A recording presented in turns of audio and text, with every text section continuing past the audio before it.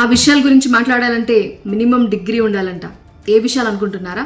కొంతమంది ఉన్నారా ఇన్స్టాలోను యూట్యూబ్లోను అన్ని విషయాల గురించి మాట్లాడిస్తూ ఉంటారు. మీకు హెయిర్ ఊడిపోతుందా, ఇది వాడండి, ఇది వేసుకుంటే నాకు పీసీఓడి తగ్గిపోయాయి, లేకపోతే మీరు సన్నపడాలనుకుంటున్నారా, ఈ ప్రోడక్ట్ వాడండి, ఇట్లా చెప్తూ ఉంటారు కదా. ఇంకా కొంతమంది అయితే ఫినాన్స్ గురించి, ఇదిగో దీనిలో 10,000 పెట్టండి, ₹1,00,000 అయిపోతుంది, ట్రేడింగ్ ఇలా చేయండి, దీనిలో ఇన్వెస్ట్ చేయండి, సలహాలు ఇస్తుంటారా. కొంతమంది ఎడ్యుకేషన్ గురించి చెప్తుంటారు, ఈ కోర్స్ తీసుకోండి, ఫ్యూచర్ అంతా దీందే.